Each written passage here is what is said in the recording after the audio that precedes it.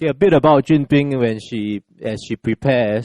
Do not let her looks fool you. She can color grade anything and everything and save the backsides of many filmmakers.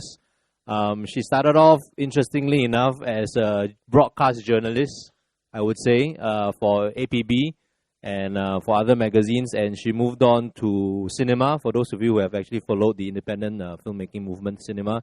And then she landed up in widescreen, where I guess you can say you found your calling by staying sleepless and actually looking at the monitor in the dark. So please, Junbin JB. Hi, okay, so I'm Junbin, and on this film I was actually just post-support. But in the company I'm a post-production supervisor. So right now we'll go through the post questions that should be asked in pre-production.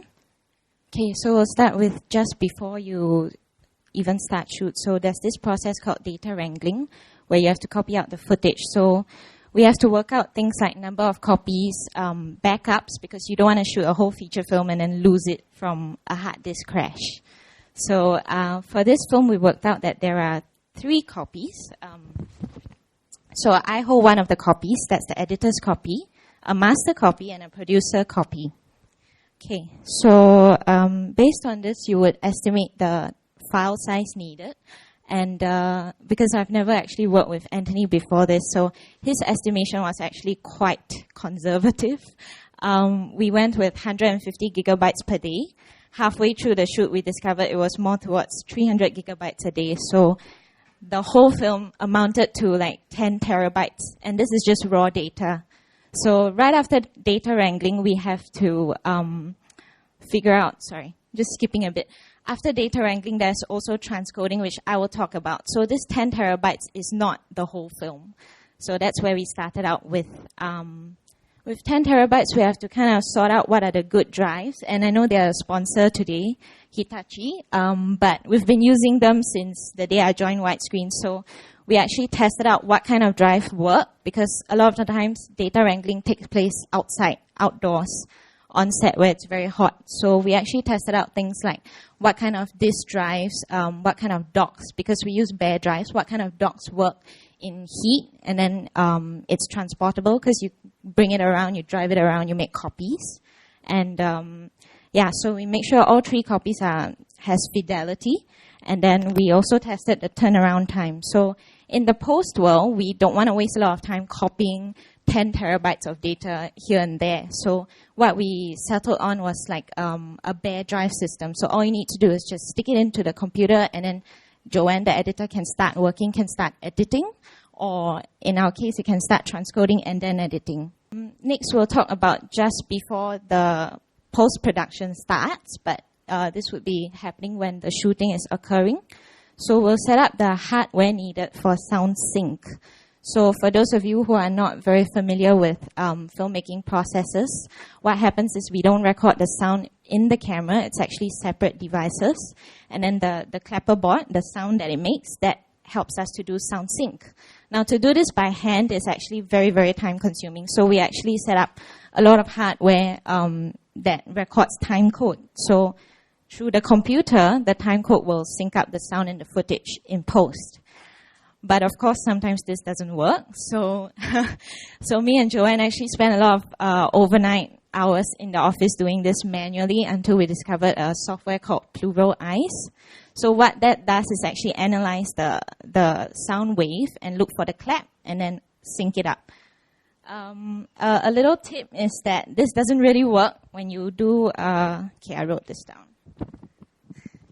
Okay, it doesn't work on diesel engines. So if you record a cab, the sound of the diesel engine, that interferes with the syncing process. So the automatic sound sync doesn't work. And this is coming from somebody who worked on a film called Taxi. So take my word for it. Yeah. And I think in ILO ILO there was a scene where there was like a conference, something like that, and there were people clapping. So that didn't work either. So all of that kind of scenes has to be hand sound sync. Okay. So up on the slide, you'll see this thing called 4444, 422. Yeah, so not to get too technical, but basically the Alexa records 4444 raw. And if you've got a good enough computer, you can actually, directly edit the QuickTime files, which was very useful for not on-set editing, but same-day editing for Joanne.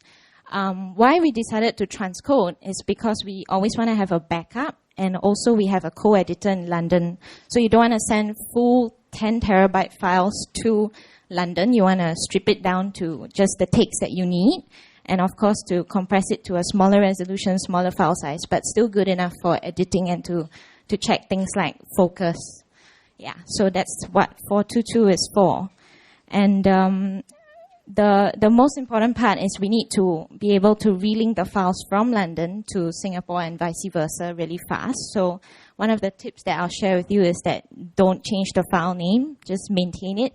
So whatever editing platform you're using, you can just reconnect direct and then your full film is back. So this is the actual post-production stage. So as mentioned, Joanne was editing while she was shooting, and then that really helps reduce the risk of, shots that you might have missed or coverage that you need.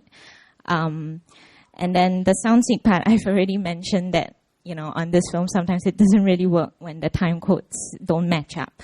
And for file management, so this is where logging comes in. So when you are on any sort of film, especially a feature film, have somebody do logging very religiously, because you don't want to transcode, copy, or, make backups of files you don't need, because it adds up after, 30 days of shoot. So that is file management. And then in widescreen, we actually had this film come in when we were renovating. So that was a very good opportunity and good,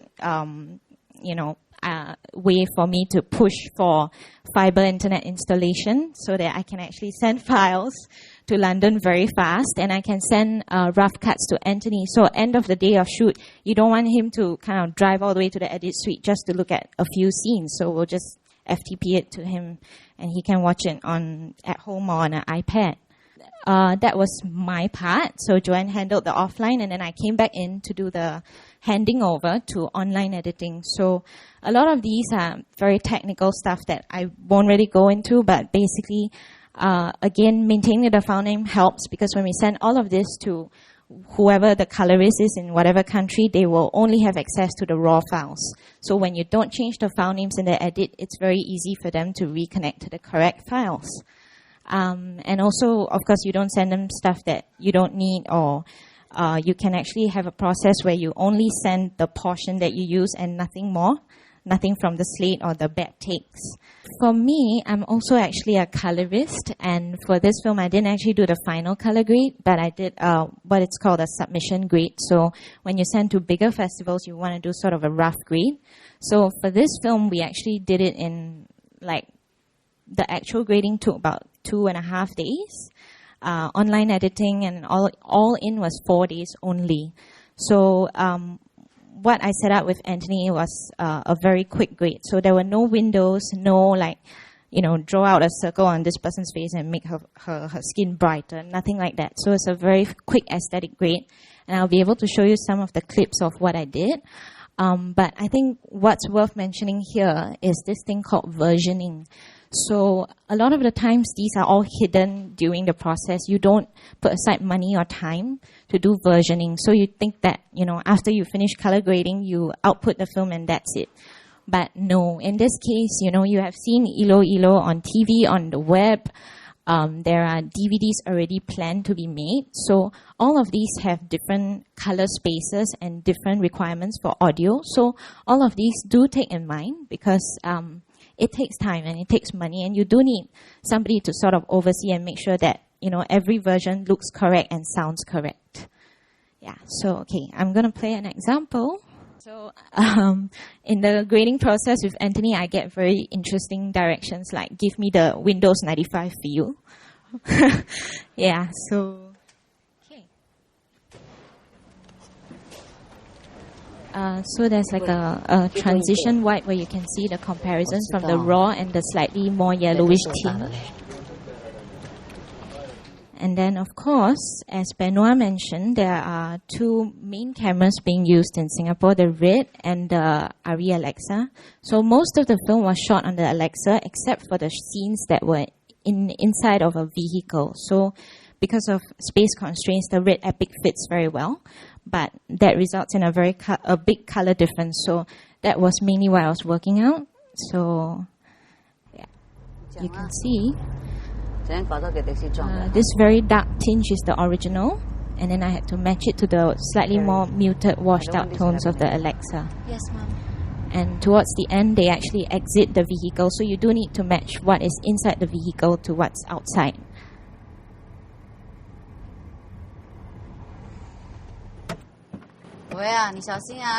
So you can see the transition to the Alexa is very minimal. You can't really tell the difference. It's just a very quick aesthetic grade that I did. Okay, and this is the last example. And again, I got a very strange direction from Anthony, which is, this is Lucky Plaza, and it has to look like another world, another time, but not look like Thailand Chatuchat. So, yeah, so this was what I came up with.